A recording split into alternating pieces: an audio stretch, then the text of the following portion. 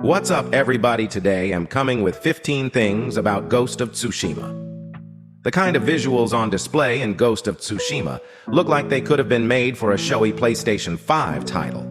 In addition to its stunning visuals, the game offers a huge open world with lots to do and see, which may prove daunting for newer players. With the recent release of the director's cut for the game, more and more players are discovering Jin Sakai's world. It's the perfect time for new players to learn a few tips and trips before delving into the samurai's adventures in Ghost of Tsushima. Let me start with choose the English dub. It's true that Ghost of Tsushima is heavily influenced by the classic samurai movies by Akira Kurosawa, like Seven Samurai and The Hidden Fortress. With this in mind, many film fans and purists may be tempted into choosing the Japanese audio option at the start of the game for a more authentic experience. However, as the game was developed by a Western studio, the lip syncing is designed to be in line with the English audio. As a result, the best option for the game's English-speaking players is the English dub. Secondly, choose a horse wisely. Early in Ghost of Tsushima's introduction, Jin will get to choose one of 3 horses. Players will then get to select a name for their trusty steed before they set off on their mission to liberate the island from the Mongol horde. It doesn't have any great effect on the gameplay itself, but the new players should know that the horse they choose will stay with them for quite a while in the game. Considering how it takes around 30 hours to beat the title, it's best to select an animal companion in the game that players really like. 3. Play the game your way. Veterans of the Sucker Punch's infamous series may come to expect good and bad endings based on the player's choices.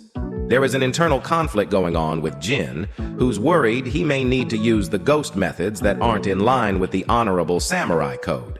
However, there are no rewards or repercussions for playing the game in any way that will affect getting trophies, weapons, and the like, so players are free to play exactly as they want. The only reward that changes is the outfit the protagonist gets at the end, which depends on a crucial choice he makes during the final mission. Even this isn't too significant, as it's only an aesthetic difference and doesn't affect the post-game experience. 4. Don't overuse the fast travel option. As with most big open-world games, the fast travel option in Ghost of Tsushima is designed to save the player a lot of time getting around the huge map. However, doing so will deprive the player of some of the most gorgeous scenery in the game. More importantly, they will be missing out on a lot of opportunities to gain legend and build up technique points by taking on random enemies and bandits during Jin's travels. At least for this game, it's often best to take the scenic route with the player's trusty horse. 5. Seek out every question. Mark. Overuse of the fast travel option will cause the player to miss out on so much of what Ghost of Tsushima has to offer. One of the most important things to do in the game is to seek out the undiscovered locations on the map with question marks on them. These questions mark can reveal lots of new and incredibly useful locations, like fox dens, shrines, survivor camps, hot springs, and more. These areas can provide a range of different activities, from writing haikus to unlocking charm slots. 6. Don't forget about the touchpad features. It's very clear that the developers at Sucker Punch love making use of the PlayStation 4's touchpad. They made excellent use of it in infamous Second Son, its standalone expansion, Infamous, First Light, and now Ghost of Tsushima. The most obvious one is swiping up on the pad to allow the wind to guide Jin to his next destination. However, swiping left will allow Jin to play his flute, swipe down to bow, and swipe right to sheath his sword. All of these little options can allow for some beautiful photo opportunities. 7. Learn how to defend and parry. There is a lot of combat in Ghost of Tsushima, so it's a good thing that the fighting system is well worth learning. In addition to devastating strikes and flurries that can take down enemies in an instant, parrying and defending is just as important. Not only does it look and feel good to parry an opponent to hit them with a counterattack, but knowing when to defend will also feel satisfying, as it helps create several openings on the battlefield. 8. Take out the archers first. It's always a good idea to be as defensive as possible by making sure Jin is taking his time and not panicking when surrounded by enemies. Unfortunately, when there are archers involved, all defensive strategies can go out the window. The best way to deal with situations like these is to charge, the archers making sure to dodge any incoming arrows and cut them down with some heavy attacks. Thankfully, it doesn't take much effort to defeat an archer in close quarters combat. 9. Follow the yellow birds. One of the best things about Ghost of Tsushima is the lack of an intrusive HUD. Having one would have only served to break the level of immersion that the island of Tsushima creates. Instead, Jin has to rely on nature to guide him to undiscovered locations. Instead of waypoints, players will often encounter yellow birds, which will appear when Jin is near a point of interest or an undiscovered location. Following these birds will uncover hot springs, haiku spots, bamboo cuts, and fox dens. 10.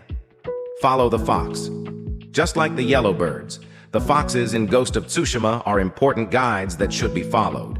When followed, they will guide Jin to Inari shrines, which will grant him the ability to increase the number of charms he can carry and earn minor charms.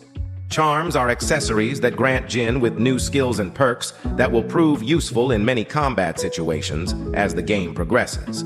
Plus, it's just fun to pet the adorable foxes players can encounter randomly throughout the game. 11. Focus on stealth.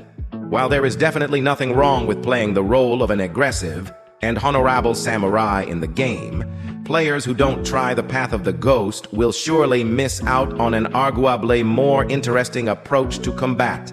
Tsushima's stealth-based attacks and skills are exciting to learn and use in the field. Players who learn how to quietly take down enemies from above or use the bell's skill to distract opponents can have just as much fun as gamers who prefer more straightforward combat. Next, visit the 2 shrines. It's tempting to dive right into the action once the open world of the game becomes available, but it's crucial to stop and visit 2 important shrines before continuing the main storyline from this point. The first shrine can be found by heading southeast from Lake Izuhara. Here, players will find the Golden Summit, which holds the charm of Amaterasu. This charm helps Jin regenerate health after every kill, which becomes especially useful when fending off multiple enemies.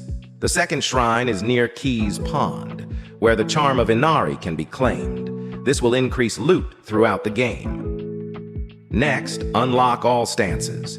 The fastest way to beat even the hardest bosses in Ghost of Tsushima is to maximize Jin's stances.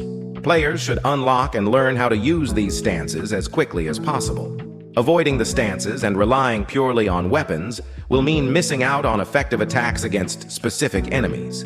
Exploiting Jin's opponent's weaknesses becomes especially crucial towards the end of the game. To earn more points for unlocking stances, players should focus on liberating Mongol-controlled camps and defeat the mini-bosses that often appear in those areas. Next, increase the volume. While exploring Tsushima's expansive open world, it's best to be fully focused on all the aspects of the game, including the audio. Instead of listening to music or an audiobook, try to listen for a bird song or a fox's shrieks. The protagonist himself will sometimes speak up when there's a point of interest nearby. What's more, it's a completely different experience to explore the game as its developers intended. The game has a relaxing soundtrack that can be soothing to listen to as Jin rides his horse across lush hills and verdant forests. Finally, beware of standoff fakers. Standoffs give players some of the most tense experiences in the game, which is why it's vital to learn about fakers. While the first few standoffs may be easy enough, enemies will soon become tougher to evade and read, especially if they pretend to lunge forward to trip Jin up. Reading the enemy's movements and anticipating these fakers will help players improve their combat skills. It's also a great way to avoid taking on too much damage and having to engage in a regular fight for failing the standoff.